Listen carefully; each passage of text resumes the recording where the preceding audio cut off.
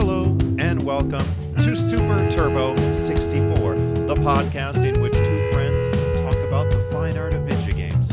I am Jason Vandervoort, and I am joined by Jeff Ross. Hello. All right. Well, hey, we have a podcast. That's right. Yeah, we've been kind of talking about working on a podcast, for a little while.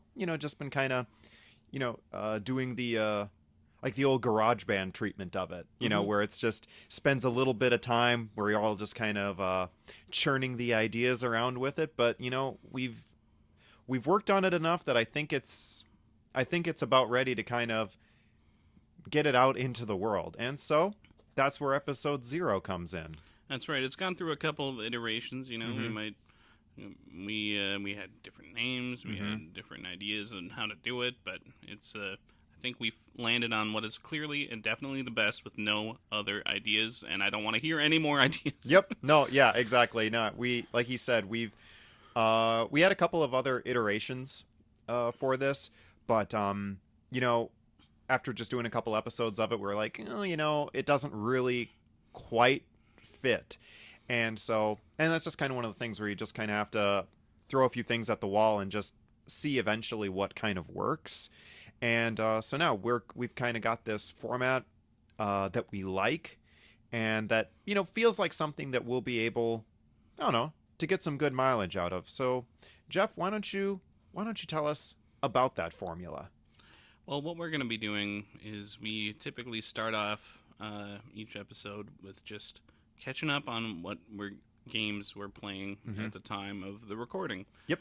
And then we move on after some time. We'll occasionally try and mix some sort of theme into the two games that we were mainly playing, and then we might tackle a topic of some kind of some big question about games that a little one more likely. Depending. Maybe, and we'll see where the conversation goes from there. Exactly. That's the nice thing about tackling stuff like this in a podcast format, as opposed to maybe doing, something like an essay, which I had considered maybe dipping my toes into that at a time, but I don't know. I enjoyed the idea more of, instead of just like kind of basically just having my ideas and putting them forward, I kind of liked the idea of more kind of bringing ideas forward and just talking about them, and just getting other ideas about it and just kind of seeing different perspectives on the whole thing. And so that's what kind of made this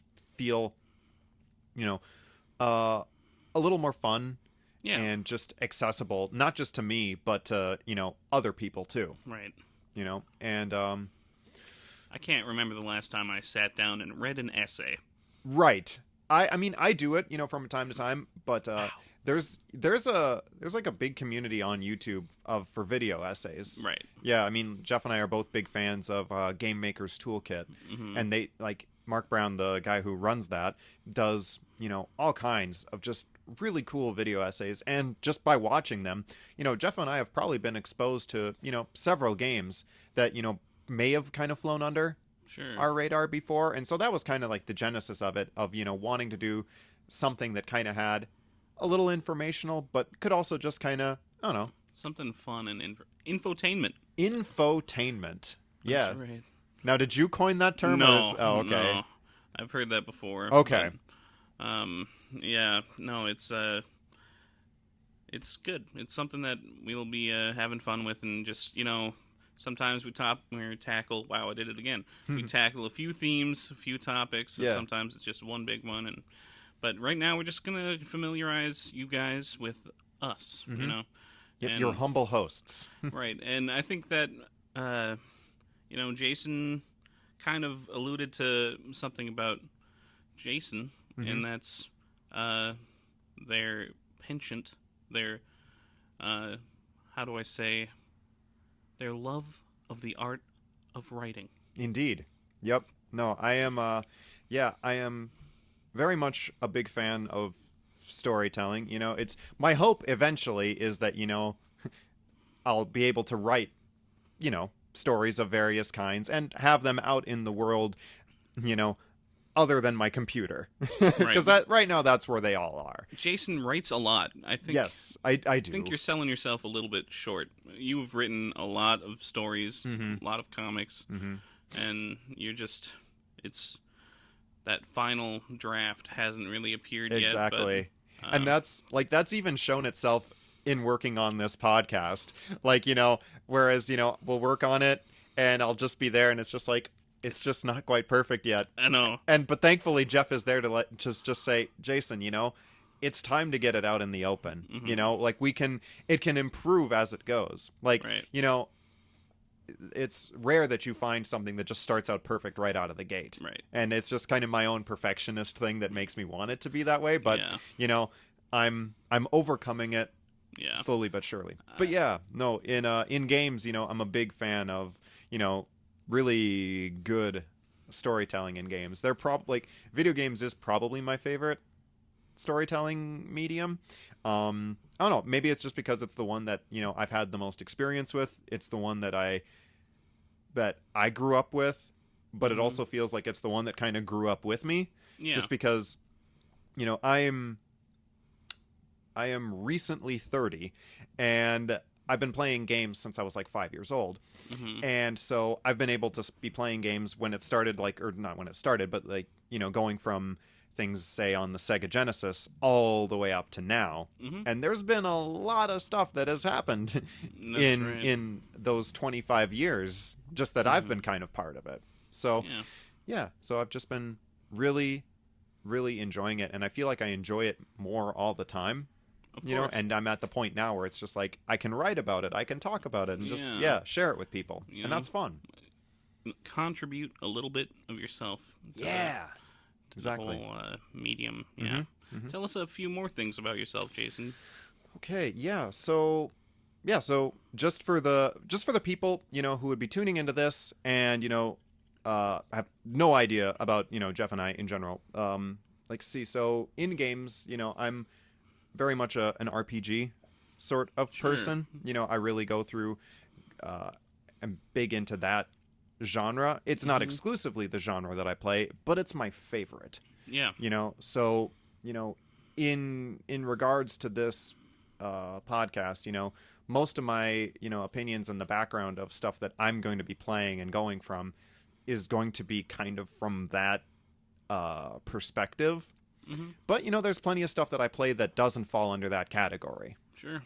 But it's the home that I always come back to. Yeah. There's always a nice JRPG waiting for me when I get home. And I feel like even just a little bit of introduction about ourselves, even more basic. Like Yeah. we're two people from a small town in Minnesota, Yes. in the United States. Yep. And we've known each other since middle school. Yeah. So know. that's going on about 20-ish. Yeah, around there.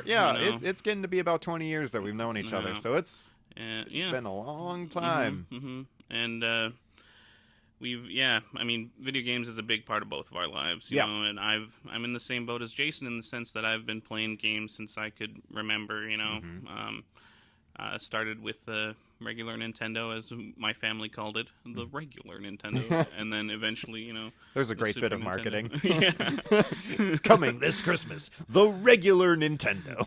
Yeah. It's it was a lot of fun, playing that with family and by myself, and eventually, we got the Super Nintendo and the 64. It was a lot of Nintendo in the Ross household. Right.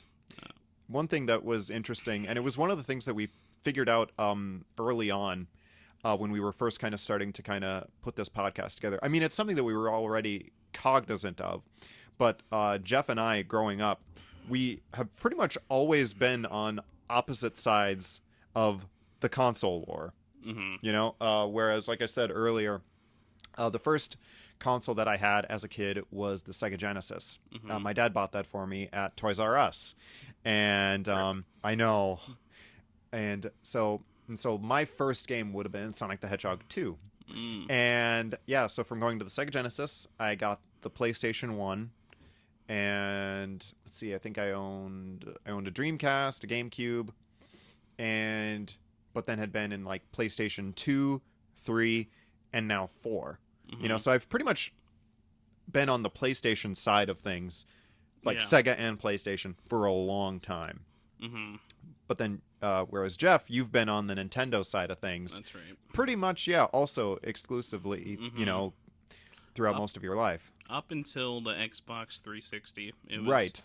like there was no the Wii didn't compete with the 360 on the same level. It really didn't. You know, it was I mean, they're both good consoles, it's just different things. Yeah, exactly. Like what the Xbox offered and what the Nintendo Switch offered were very, Or the very Wii, different yeah. things. Oh yeah, the Wii. Yeah. Sorry, And that's true today too, it is. Yeah. But so the GameCube was a brief crossover, Yes. you know. Yes.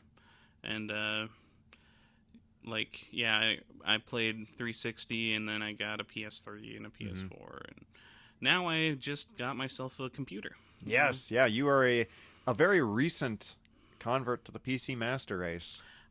Still kind of hate it Yes. calling it that. I know. Yeah. It's. Yep. You know, there's a million people on Reddit that proudly represent the master race. Right.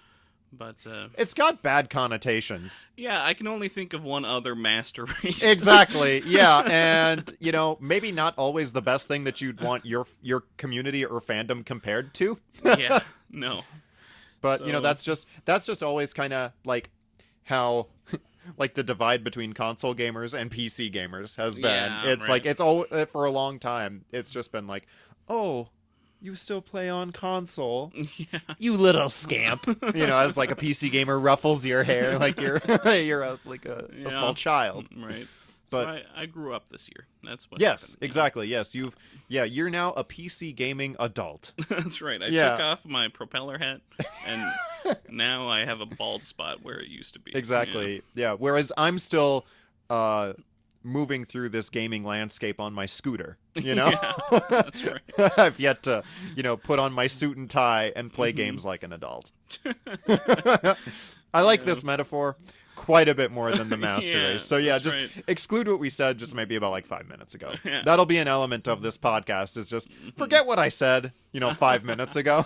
Yeah. Also a good reason as to why I probably shouldn't do essays. It's just like, oh wait, no, never mind. That was a dumb Yeah. idea. You know what? Ideas change a lot. They do. They really Yeah. do, especially when I'm involved with them. Opinions, they ebb and flow like the tide. Just the kind of insight a PC gaming adult would be able to provide, whereas I'm still just a newborn babe. I mean, I'd like to get a PC. It's on the Yeah. horizon. It's You not know? cheap. It's something that yeah. like if it were the same price as a console, we'd all have them instead. Yeah, you know? right. But yeah, it's just that extra hurdle, you know, is there. But you know, maybe someday. Yeah. But no, like you were saying before the PC thing, this is currently now, if you exclude the PC, this is probably the only time that Jeff and I have had all of the same systems. Yeah, Switch, PS4, Exactly. you know. And so so we're it's one of those very few times where both of us could probably be playing the same games. Right. There are times where we are, but Mhm. a lot of times we're not. Yeah, Jason talked a little bit earlier about how they like RPGs. You know, I'm not one of those guys myself. I prefer action games Yep. more than, and action RPGs are immensely popular nowadays. You know, They but, yeah, right. so you know, I wouldn't say that they're my favorite type of game, but that's the type of RPG I would play. Yeah. Except for Persona 5. You Exactly. know, Persona 5 just defies. it defies everything. boundaries. It yeah. really does. Yeah. My favorite genre of games is probably currently the roguelike or roguelites. Yep. It's apparently a new enough genre that there's debate on what it's called. Yeah. But Why don't you know. give a brief description of that yeah. genre then? yeah, absolutely. It's the type of game. It's it's actually only indie games right now. But they start you off on generally a randomly generated map of some kind or some kind of and play area, whatever, and you build a run, as they call it, that you could most of the time beat the game in like 40 minutes, an hour, somewhere around there. And the fun comes from replaying it, rebuilding your run in new and unique ways, and trying to find a different way of playing it. And usually they're difficult enough that you can't just win your first try, you know. Right. But yeah, no, that kind of leads us a little bit into some of our favorite games. Don't It you really think? does, yeah. And I suppose just in case, I mean, most people, listening to this podcast, or possibly people who have been exposed to this podcast by some of the stuff Jeff and I have done on YouTube together. Just in the case that maybe for RPGs and Japanese RPGs, or JRPGs as they're called, just because you gave your description of what a roguelike would be, I should probably describe Go a ahead. bit about JRPGs. But yeah, a JRPG is, for the most part, is an RPG that was like developed in Japan, because RPGs developed in Japan and RPGs developed in the United States or in other parts of the world are fairly different. Easiest way to describe a JRPG is it's like an anime that you play, Yeah. And so most of those, whereas roguelike, like you were saying, you can, beat the game in 45 minutes to an hour, you're lucky if you go through a cutscene in a JRPG in 45 minutes or an hour. Yeah. I mean, I'm exaggerating only a little. But yeah, a JRPG, those are, for the most part, fairly lengthy time sinks. But they tend to be just these very big, epic adventures, And so those are just, I don't know, I just find them to be very compelling and fun. And the gameplay is typically turn-based, strategical. Yep. Well, tactical. Tactical, yeah. So, but yeah, and so very, if you look at those two opposing things, it's just like, yeah, very, very different. Yeah. But, there's enough cross between with a lot of the stuff that Jeff and I like that I feel it's to the benefit of what we're going to be doing, because we have different viewpoints of a lot of things, but there's plenty of stuff that we can meet in the middle on. Yeah. But yeah, you were saying before I wanted to describe it that we've some of our favorites. That's right. We thought that it would be a fun way to introduce ourselves by listing our top 5 favorite games. Exactly. That gives you more of a flavor of who we are as people and Exactly. who we are as gamers with a Z. Right. Yeah, because you never really truly know someone until you know what their 5 favorite games are. That's right. And if they don't have a top 5, then they're not a person that, you don't need that kind of negativity in your life. Yeah. So Sorry, Grandma. I don't need that kind of negativity in my life. But yeah, so we'll alternate, I'll list one of my favorite, Jeff will list one of his favorites. Okay. Sounds and good. I don't have my top 5 in any like real strict order. I do. You do? I mean, honestly, I suppose with writing mine down, if I look at the order, I'm happy with it. Okay. So I could say that mine is in order too. Like we said earlier, opinions ebb and flow with the days, So and time. wise. The knowledge of a PC gamer knows no bounds.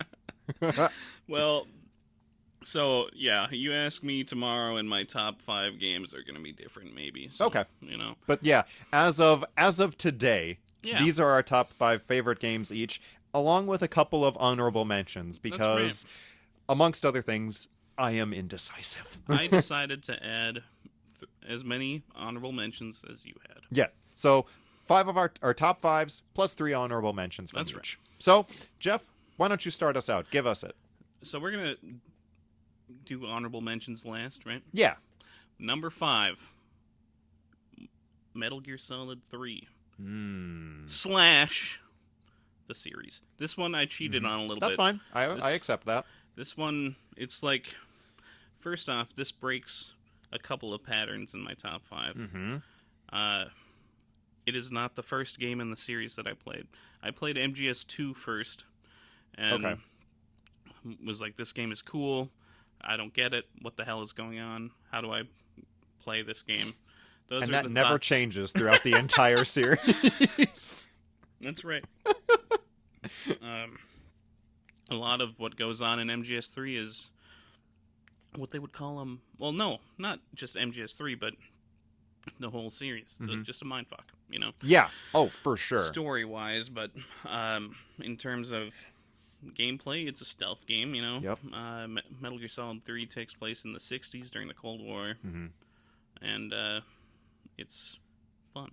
It really is an incredible game. Like it could have gotten into my honorable mentions. It's really up there. Yeah, it's like, I would say that Metal Gear Solid 1 might have as good of a story as 3. And I would say that MGS5 has better moment-to-moment gameplay. Yeah, I'd agree with But that. MGS3 has it all, baby. It really does. And it might be the best story. It's hard to say. It probably is the best self-contained story. MGS1 is sort of like the best, and it starts off the whole series, you know. But anyway, you know, you're an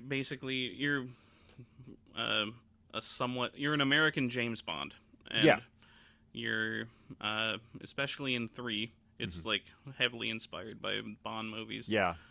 And you take down Metal Gear, which is a giant machine, a mech that launches nukes. In 3, you're going after the Shagohod. That's right. Yep. The precursor. It is to a Metal precursor. Gear. Yeah. Yeah, you actually meet the guy who ends up inventing Metal Gear. So, what is your number 5? My number 5 is Yakuza Kiwami 2. And I could also probably add / the Yakuza series. Yeah. Yes. And so it's kind of similar with you. It's like, so Yakuza Kiwami 2 is not my introduction to the series. My introduction was Yakuza 0, which, you know, kind of like with how we're doing episode 0 now, Yakuza 0 was released after they had already done 5 games. Okay. You know? And Yakuza 0 was meant to be, hey, this is the prequel. And so for whatever reason, Yakuza 0 just came out at a perfect time, and it had just the right amount of exposure to where the fan base just really kind of exploded. Okay. Like, the Yakuza series, the original Yakuza game that came out also in the United States, had an English dub, but they changed a lot of stuff because the people at Sega who do the Yakuza games, they thought that they kind of had to make it more like Grand Theft Auto. Sure. Essentially, because those were the kind of crime games that we in the West were used to. And, you know, it just didn't really work from what I hear. I never had the opportunity to play it. And so from then on, Yakuza had pretty much always been a fairly niche thing, which it still is to this day, but it's a lot more accessible now than it was. Yeah. And so then, but Yakuza 0 shows up, and it gained a lot of new fans from that, myself included. But, you know, and so then right after 0 comes out, Sega made 2 from the ground up remakes of Yakuza's 1 and 2. And so Yakuza Kiwami 2 is the remake of Yakuza 2. Right. And for me, it's just kind of like how you were describing with how Metal Gear Solid 3 was kind of like that perfect crossroads of where the gameplay and the story was. For me, that's in Yakuza Kiwami 2. Sure. Like, the gameplay is at its best there because they've got the engine perfected on how they're designing the game, and so it feels the best and looks the best that it had. And also, for me, the story was also at its best. Yeah, you're playing as, in the Yakuza series, you play as Kazuma Kiryu, who is a Yakuza, and for most of the series, he is out of the family, the Dojima family that he had been in, but he's still, just because of the fact that he is largely considered a legend within the Yakuza, he still manages to find ways to be always involved.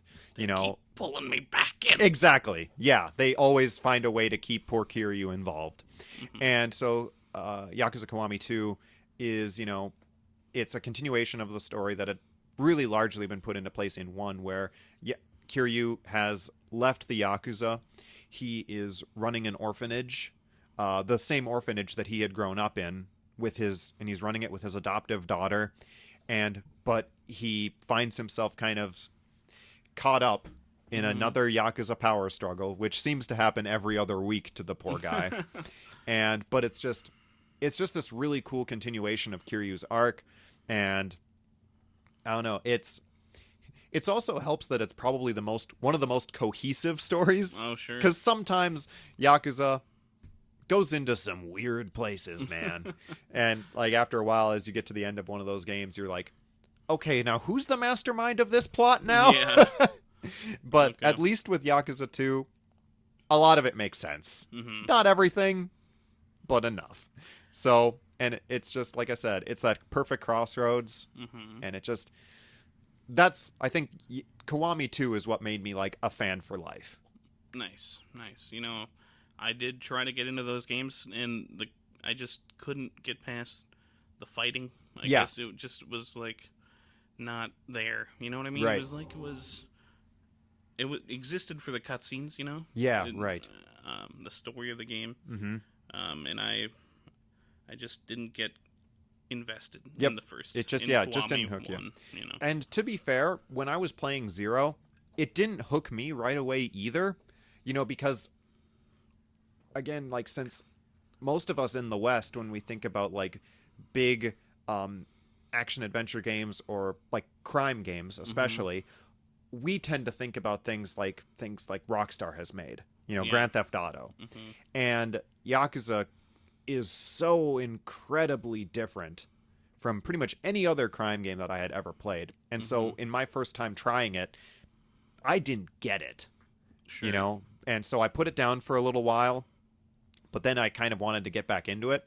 And it just took a little while for it to click. Yeah. And then when it clicked, then I've just been, you know, it's been 7 games now. All right. So give me number 4, Jeff. That's right. What's your number 4 game? Metroid Prime is my number 4. Nice. It is my favorite Metroidvania game. It's Ooh. a fun genre. It's a very fun genre. It was my introduction to the Metroid series. Okay.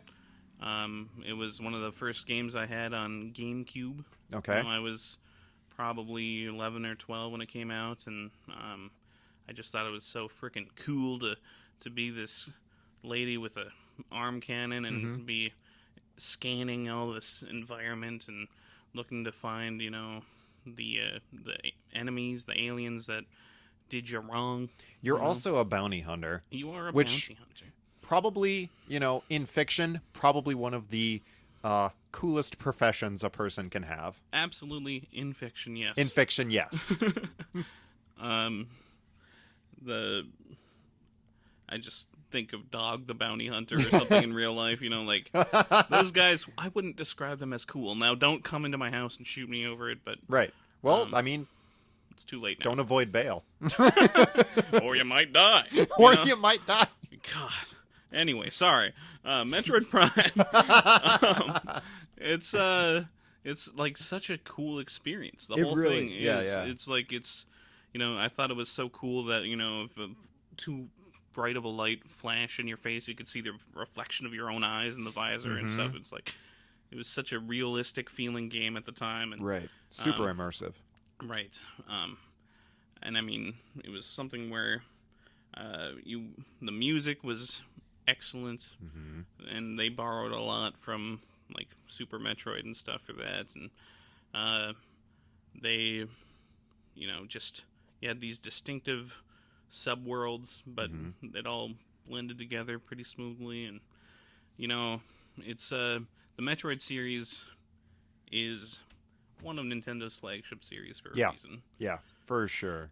Yep, and Metroid Prime is one of the best games in the series, if you ask me, for sure. Easy. they're working on a new Metroid Prime right now, aren't Number they? 4, Number yes. 4? Okay. They actually restarted number 4 from the ground up. Did they? Basically, they put out an announcement, like an apology video, like a Okay. celebrity who said a bad thing. Okay. They Nintendo posted a YouTube video like, "We're so sorry, but we're gonna have to start over. It's Okay. not coming together very well." Sure. You know, and I appreciate the honesty, you yeah, know? absolutely. Yeah. It's I can wait. You Yeah, know? and it's like it's been a long time, you know, Mhm. so it's probably going to be worth the wait. That's one of the great things about Nintendo is, when they release something, Mhm. it's pretty much it's almost always in just really really good working order when they Yeah. release it.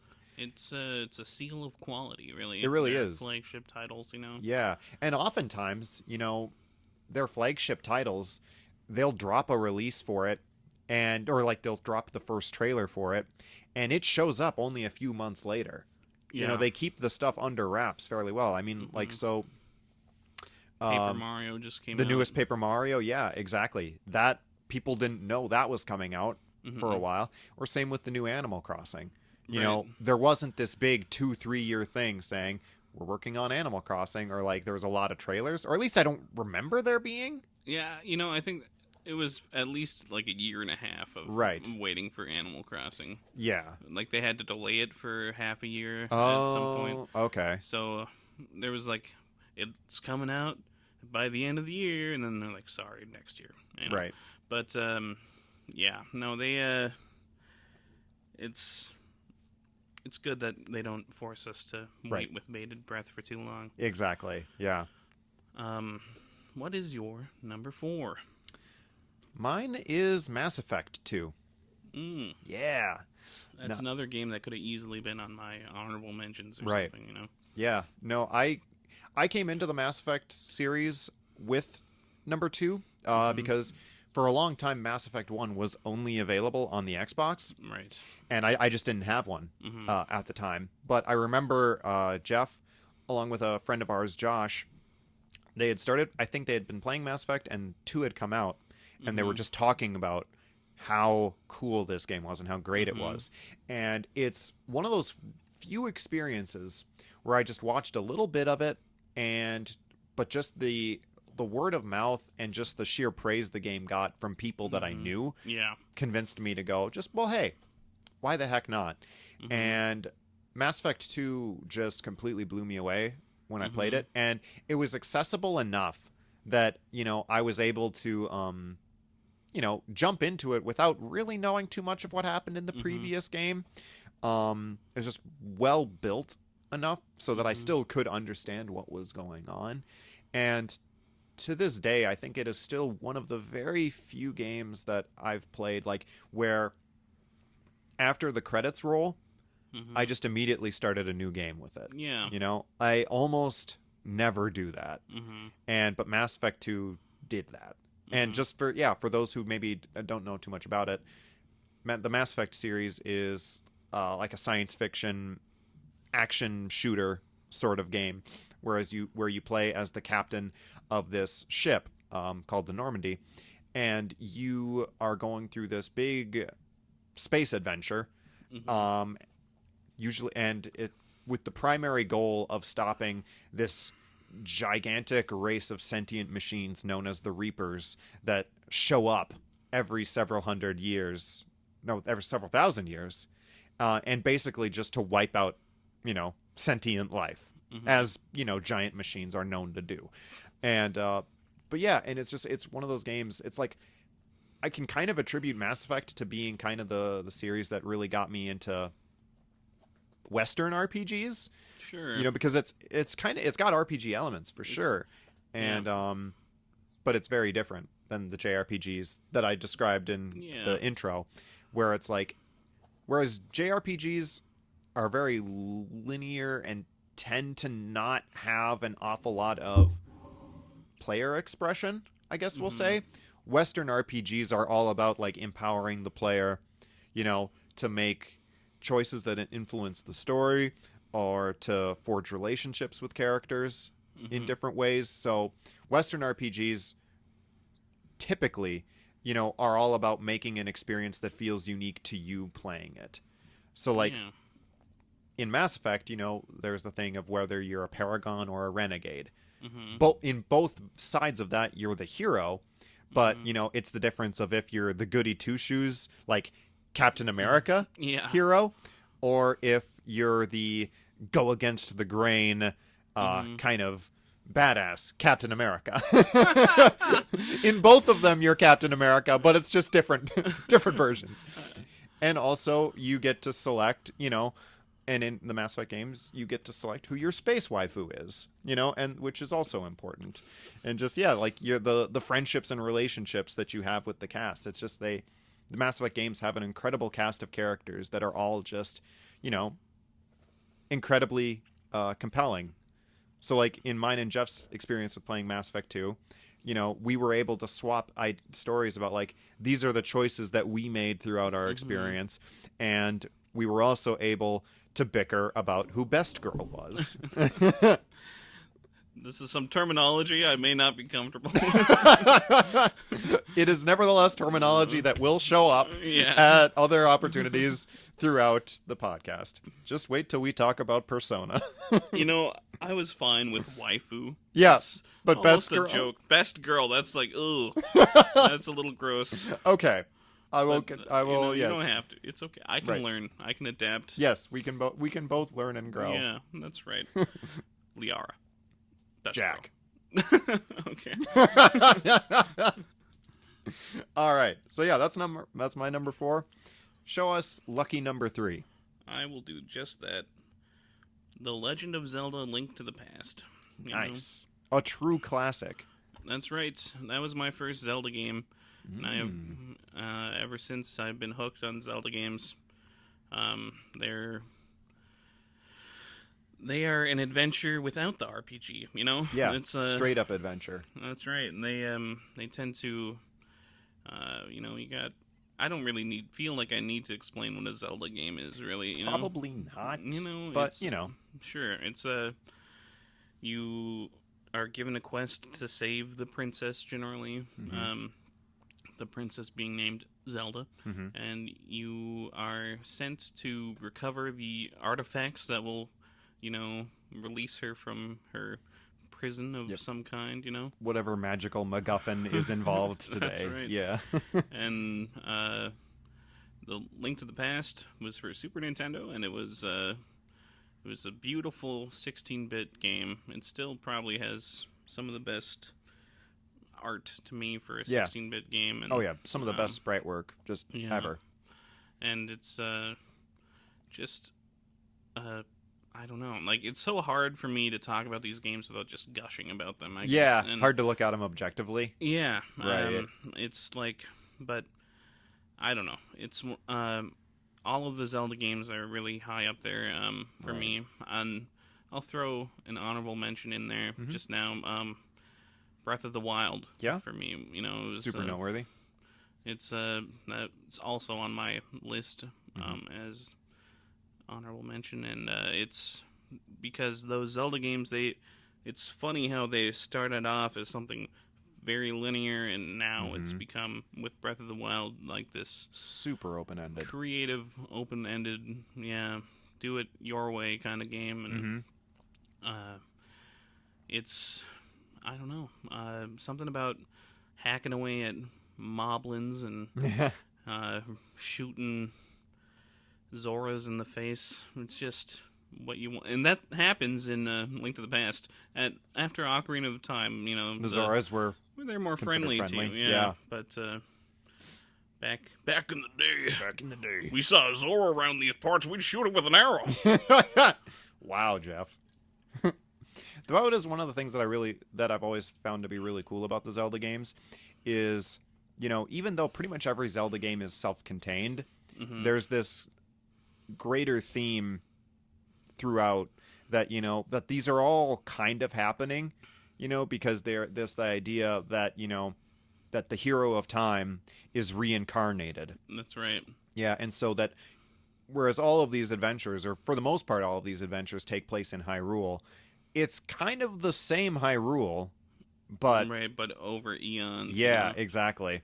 And if you play through Skyward Sword, you actually get like more backstory and more of like a cool unifying theme, and you learn about like why this is happening and stuff like Really? that. I had no Yeah. idea that happened. I've never played Skyward Sword. Yeah, it's probably one of the highlights of that game is the storytelling part of it. So, That's super cool. what is your number 3? All right. So my number 3 is a game that you will probably hear me mention many times, and it is a game that I have been on a soapbox for a long time, and that's Mega Man Legends. I have been in love with the Mega Man Legends series ever since I first played them. It was one of the instances, so I played it on the N64 originally when I was a kid. And then I got it on the PlayStation, because I think I didn't own the N64. I had been borrowing it or something. Mm-hmm. Yeah, I had one briefly, Mm-hmm. But then I got it on the PlayStation, and that's when the Mega Man Legends game really sunk into. And it's like Mega Man Legends, like Mega Man as a overall series has done various kind of things. You've got like your classic Mega Man games, Mm-hmm. and then that turned into the Mega Man X series, which was still fairly similar. It was still kind of an action platformer Mm-hmm. that involved, a lot of shooting of robots. But then you get into Mega Man Legends, which was at the time definitely the biggest deviation from what Mega Man had been, Mm-hmm. in which, Mega Man Legends took a lot of inspiration from games like Zelda. Mm-hmm. Legends was a 3D action adventure game. Mm-hmm. And whereas like you play as Mega Man Volnut, and he has an occupation known as a digger, which is like they are like treasure hunters, Mm-hmm. and they fly across this world that is largely just consumed by water by basically global warming. And Mega Man Legends was ahead of its time. But yeah, you are like in these flying machines, and so you're going to this island, and while you're there on this island, the kind of background goal is to get your ship fixed. Because when you land on this island of Catalog's Island, your ship is basically just, in really bad shape. And so you're there on this island. Your main goals is just like, hey, let's get our ship fixed so we can continue on with our big adventure. Mm-hmm. And while you're there, you end up kind of finding yourself defending the town from a group of pirates called the Bond family. And they're just this band of pirates that are, largely goofballs, but still manage to be a threat. But yeah, it's just a very fun, lighthearted adventure game. Yeah. And yeah, so you get to explore, well, basically dungeons, Mm-hmm. and there's a big labyrinth under the island that you can explore. Mm-hmm. And it's just one of the games that just so thoroughly captured my imagination as a kid. I remember loving it too. I Yeah. played it as Mega Man 64 or Yep. whatever they called it, Mm-hmm. and just being able to see that little monkey dance. Yeah, It's Data. worth it. Yep. Data. Mm-hmm. And He still dances to this day, Yeah. waiting for Mega Man Legends 3 to come out. Yeah. Get on it, Capcom. For real though. For real, though. Um, Number 2, Jeff. my number 2 game is Super Mario World. I thought that'd be 1.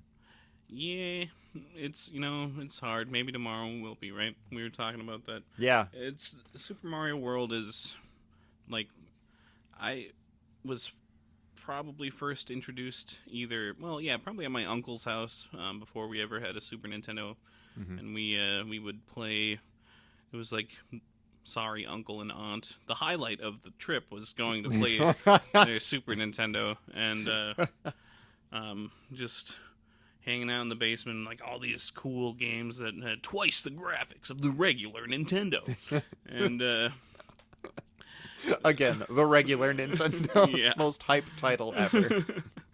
and just being able to explore a cool world, and like then it became like this object of I'm avoiding the word fetishization, but but it's out there now. But please do elaborate your Super Mario World fetish, please. Okay, you got it. Capes, man. Ugh. Yep. No, plumber with a cape. It's over. It's over. But for real, no, in daycare, the big kids, the older children, they would hug the Super Nintendo, and they would play Super Mario World. I would sit behind them and be like, "Oh, I want to jump." No, you're doing it wrong. I could beat that. Let me. Just let me. If you give me the chance, I can do this. Exactly. But eventually we got our own Super Nintendo, and it was one of the first games I remember beating, Nice. Okay. and just feeling so proud of myself for getting through and hitting Bouncer with them Mecha Koopas, and Nice. it's like, and ever since it's been a game where I would play to relax, I would play in the background, basically, like, what am I doing? I'm listening to music, and I'm also playing a game, Right. like stuff like that, where it became like a pattern, basically, like just being able to mindlessly hop in the same places as you always hop, get those same moons and one-ups, Right. and that cape is still there, right where you left it, Exactly. But just a very fun cathartic experience. yeah. Cool. I like that. Number 2, Jason. My number 2 game is Harvest Moon: Back to Nature. Okay. It's Okay. Like Harvest Moon is, it definitely fits within the theme of a lot of the games that I've played, but it's very different. The Harvest Moon series, which it's typically known as here in the West, but is more widely known as Story of Seasons. It's a series of games where your objective is to basically reclaim reclaim a decrepit farm and bring it back to some level of prominence. And they usually you're playing, you have a farm, and you almost always are surrounded by a town, and all of the town has various villagers and whatnot, and it's a very laid back experience. So, but I mean, for just a little bit more context, whereas like say maybe not an awful lot of people may be super familiar with Harvest Moon, the biggest comparison you can make to it is Stardew Valley, Right. which has kind of been one of the big indie game success stories. And Stardew Valley is like, here's an example of someone who took everything they loved about the Harvest Moon games and put it into their game. Yeah. And so but Harvest Moon was just like, there's a little extra backstory with that game in that my childhood best friend Ethan one time came up to my house. We lived on the same street, and he said that he had just found this really great game, and it was Harvest Moon, and he was describing it to me. And in his describing of it to me, my 5, 6, 7-year-old brain was just, and this is fun somehow. I was just I couldn't grasp it. But then he showed it to me. And this would have been Harvest Moon 64 that he had shown me. And so he showed it to me, and once I got to play it and understand like the way its feedback loop works, that's when I got kind of hooked on it. But what really got it is then sometime later, I was at one of our local game stores with my dad, and I saw a Harvest Moon game for the PlayStation. And and in my mind, I just thought to myself, oh my gosh, this is that game. Yeah. And so I got it because, your character looked the same on the box art, and looking at the back, I saw a lot of the same characters. So I thought it was the same game. Right. And so I get it home, pop it into my PlayStation, only to realize that it is not the same game. It just has a lot of the same cast. Were you profoundly disappointed at first? At first, yes. Yeah, so like the first time that I played it, got onto the farm and looked around, I was like, this looks very different. And it took me quite a while to understand like the changes that were made. But then, once I once I got it, you know, Yeah. then again I was just hopelessly hooked. Hmm. And I have many a fond memory of Ethan and I and our friend Derek. The three of us, we would ride our bikes to the local library, and we would use their computers to print out guides for Hmm. Harvest Moon. We would print out just page after page of guides for the games. And I'm sure just the librarians were sick of seeing us. But, you know, we just, like, it was just such a fun experience. And so I've got so much, like, nostalgia and fond Yeah. memories attached to it. And what's great is, you know, at the time of us recording this, they just released a remake of that Uh, particular Harvest Moon game. It's on the Switch as we speak, and I'm just kind hmm. of waiting to kind of get through the games I'm currently playing Hmm. to just like dig back into Harvest Moon. Yeah. It's time. My body is ready. Excellent. Yeah, the Harvest Moon is awesome. Yeah. I remember telling my grandpa once upon a time, I'm playing a farming game, Grandpa. And he goes, farming? That's not a game, you know, something like that. Just like, how is that fun? Exactly like Jason Right. responded, you know, when Yeah. Jason first heard about Harvest Moon. So, Right. um, all right.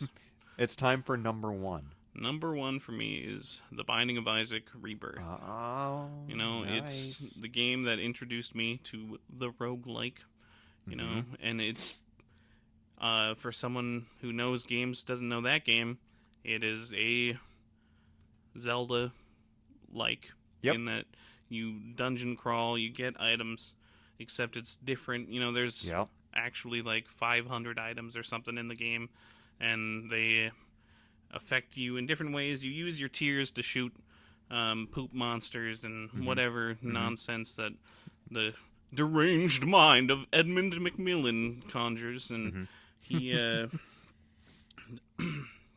it's a game, you know, about a boy escaping his mother, who was advised by God to kill her son as a sacrifice to him, and so you run away into the basement and you find, you know, all these monsters down there, and you shoot your tears at them until they die, and you find those items. Anyway, you get the point. It's a roguelike in that, you know, it takes about an hour to beat, and Yep. you know, you got these randomly generated dungeons and selected items, and it's the synergies of that game are really cool. Makes each run feel unique. And that's how some fool like me can end up spending hundreds of hours playing it. Right. And it's one of those games where I know like two people at least who've also put 100+ hours into the game. You know, Yeah. more 3 people come to think of it, but it's like It's one of those things where you find when you find someone who likes the game, they love it. yeah, You know? So once it clicks for them, it's just they are super, super invested in it. and it feels so mysterious, the game, when you first start playing it, if you ask me, you know. No, for sure. And like it doesn't even tell you the controls. It shows you what the options are at first. Right. You know, you can move, you can drop a bomb, and you can shoot. Then you find those buttons on your controller, Yep. and there you go. That's all the instructions it gives you. Right. So, And then you're just kind of expected to figure it out as you go along. yeah, right. And you figure, you know, you're like, oh, the gold doors have items in it, you know, stuff. The locked doors are shops, stuff like that. Yeah. And there's so many hidden floors and hidden bosses and everything that you just the game kept feeling like, oh man, I beat Mom, I win, and you just like, actually, you just started, you know, like, Yeah. it was so fun to like think I did it. I'm you know, I don't know. There's something about just this continuously expanding game. You Right. know? And you also just get that hit of dopamine in your brain when you beat the game. Yep. And then you just so you're always able to just keep chasing that. You know? Absolutely. Because then the next time you play it, you know, you'll be able to beat it again. This will be different. And so, yeah, it just... It's like a gambling addiction. I've realized much later that it's, you know, you pull the the knob, you get your items, and you're like, oh, this time I didn't win. I guess I have to put in another quarter. Sure. But you pull the lever, and this time you got several cherries in a line, and now you can shoot a raging laser of fire out of your mouth and Yeah. kill enemies that much faster. I like this metaphor. All right, Jason. Numero uno. Numero uno is Persona 4 Golden. Mm. Yep. A JRPG had to take the number one spot. Yeah. So, yeah. And it's another one of those things where it wasn't my exposure to the series, but it's definitely the one that just, really connected. My first game in that series was Persona 5, which we mentioned near the beginning of the podcast. And that was another game that kind of, similar to Yakuza, where it took a really long time, but then it had a game come out that finally clicked and exploded, here in the West. I was one of those people that, played Persona 5 and then realized, oh my God, I have been looking for a game like this for such a long time. Yeah. And so then I realized to myself, like, okay, this is 5. And now I knew that I could just start going backwards. Yeah. And all I had to do was go back one more game to find my favorite game of all time. Nice. And so in Persona 4 Golden, you play as a high school student who has transferred from the big city to the small town of Inaba. And you are staying with your uncle and his daughter. And so you're just kind of going to live your normal everyday school life in this new school, but you rapidly find out that things are not what they seem in this small town. It very, very shortly after you come to this town, a murder happens. And yeah, I know. And you kind of find yourself in this group of friends, and you kind of awaken to these powers, and you find that you're basically the only ones who are able to stop like this serial murder from continuing. Right. And so like the gameplay experience is, for someone who's played Pokemon, like you can understand because it's a turn-based combat, and where you have the player characters are fighting, they are also able to summon like these entities called personas to also fight for them. And personas have like this, elemental weaknesses and all of the stuff that someone familiar with Pokemon would be able to understand. And so you also kind of get that, gotta catch them all mentality, so there you can fill a Persona compendium within the game. But, there's also a really gripping story going on. And you also, kind of like how I was saying with Mass Effect, Persona 4, and just the series starting with 3, gives you this opportunity to forge friendships and relationships with the cast of the game as you see fit. So you're able to, like, if there's a character that you really enjoy, you are able, to take time to understand this character better, form a friendship or possibly a relationship with them in the context of the game. And it's just such a compelling adventure. And it's like, people have basically described Persona 4 as like a JRPG version of Scooby-Doo, and it's just, you put those sentences together and I'm like, hell yeah, I am so ready for this. And so, just with that combination of things, it's just, it just hits all the right buttons for me. Throw in a little Pokemon in there, and like you said. Yeah, exactly. So for someone who played Pokemon, it was like, whereas Pokemon was always really fun as a kid, I can't say that the story of a Pokemon game had ever really hit me in the feels. Whereas Persona, that happens. Yeah. So I don't necessarily, I don't really like this term, but the easiest way is just to say, like, it's like a more grown-up version of Pokemon. Sure. I mean, and it does deal with some mature themes, so you can kind of get that comparison there. But just for me, it's It's the dream game. Fantastic, fantastic. Well, that just leaves our The honorable mentions. mentions. You know, Yeah. I already mentioned Breath of the Wild. Yep. Why don't you just give us your other two then? Yeah, sure. After Breath of the Wild, there's also The Last of Us. You know, Nice. I really love. That's probably one of my favorite story-based games. You know, it's a stealth game. I do love stealth games, and Right. you know, it just feels so visceral as you're like battling these other survivors and these zombie-like creatures to, you know, just make your way through the post-apocalyptic United States, and it's something where the characters really start to feel like people to you, you know, as you're playing through, and it's a great game, you know. It really is. The Last of Us 2, I've been playing some of that, and it's just as good or better, you know, and it's Right. really fun. It's amazing. And somehow it's been out for more than a month, and I haven't finished it yet. And Hey, you it know, makes me question reality as I see it. It's like how is this the same Jeff that Right. existed yesterday? Anyway, more wisdom from the PC gamer. wow. My other honorable mention is Enter the Gungeon. Nice. Okay. Yeah.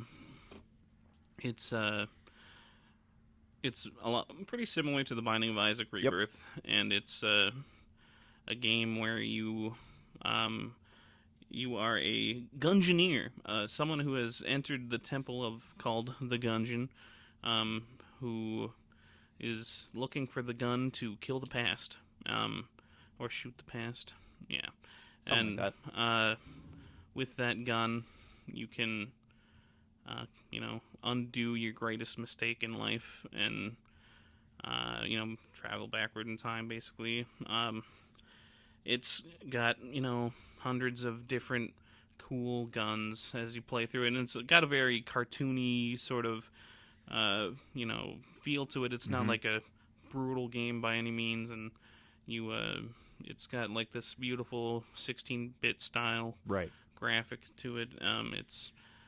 It's got tons of references to, like, actual tons of references to pop culture with all these different guns. You know, I feel like you could name something and like, oh yeah, they got that They've gun in referenced there. that Yeah. in this. Yeah. And as for that, it's just one of the best roguelikes I've ever played for sure. Easy, you know. Another game that I just couldn't help myself but invest so much time in. Right. It came out when I was in university, and I was really fighting to prepare for my final essays and prepare my songs and really try to get finished with all I had to do for college, but I lost a lot of sleep because Enter the Gungeon was out. So it was tough making that choice to not sleep. All right, Jason, But you did it. What are yours? All right. So yeah, my honorable mentions are, we're starting with Sonic Adventure. Oh, that's a great game. It is, yeah. It's similar to Mega Man Legends. Sonic Adventure is one of those games where it's just like, it did something very different from basically everything that the Sonic series had done beforehand. Yeah. It's kind of one of those things where it's like when Mario first did Super Mario 64, you know, everyone thought that their platformer had to be 3D now. Yeah. Kind of like when Tekken came out, every fighting game had to be 3D, you know? And so Sonic Adventure was, you know, Sega's attempt at making Sonic 3D, you know?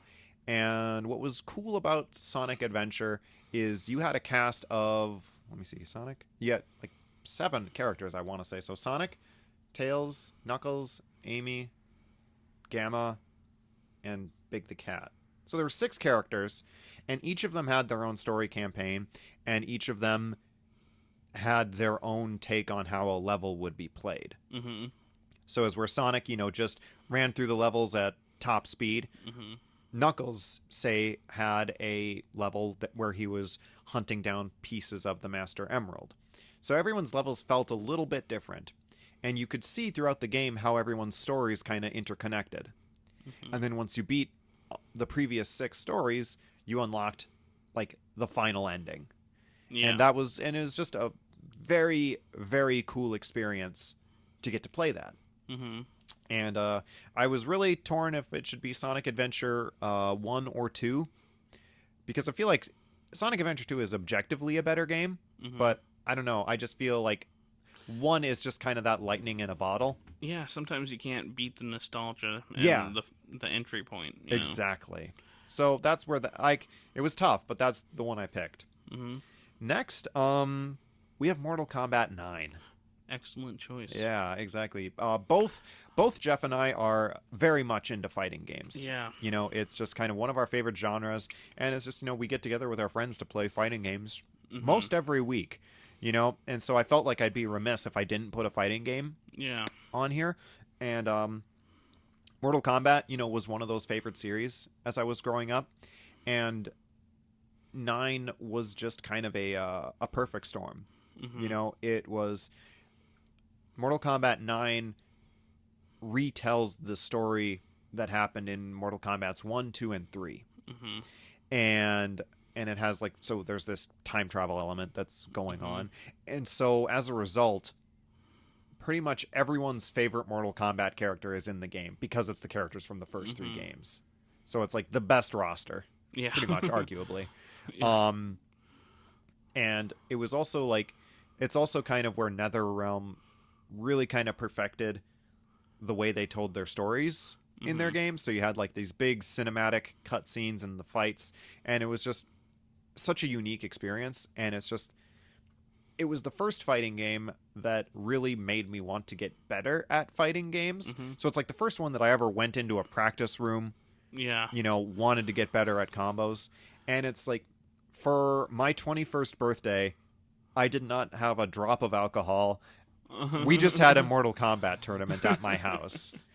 And it was so intoxicating. It really was. Yeah. And, it's just still if Mortal Kombat 9 had decent netcode, I'd probably still play it. Nice. Because it's just such a good feeling game.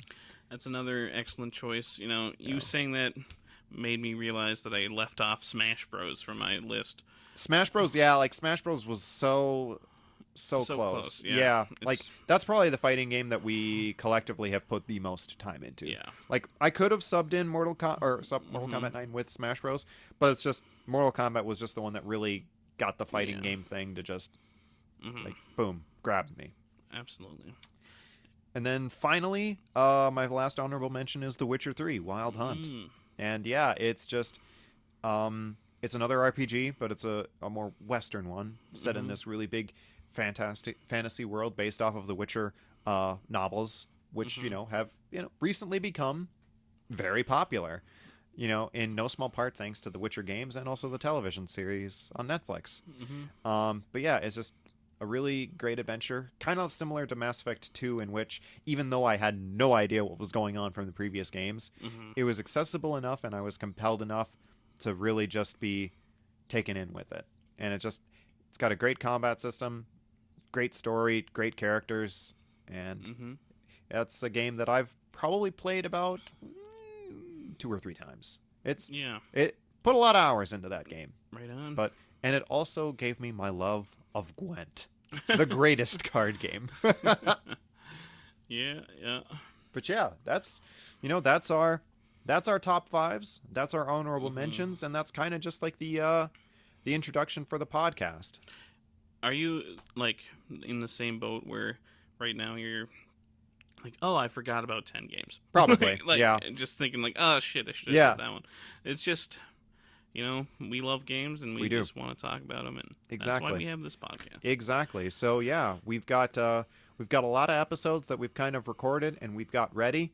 But yeah, we're just gonna keep doing it. It's a lot of fun, and so we just hope that everyone who's listening enjoys the podcast and wants to kind of stick around to kind of see what kind of stuff that we're playing and the kind of conversations we're able to have with it. Yeah, and why don't we talk a little bit about our scheduling, basically. Yeah. Right now, we're launching on YouTube first. Yep. And we're planning on going on to other things like Apple and Spotify. Yep. later. We're going to put out an episode every 2 weeks from now. Yep, that's kind of the goal. Yep. And so just, keep your ear to the ground, listen for those nerds blabbering, and you'll hear us coming. All right. So until then, just hope that everyone enjoyed this first episode. Thanks for listening in, and you know what? Hope to see you again. Yeah, thanks. You all have a good one. Later.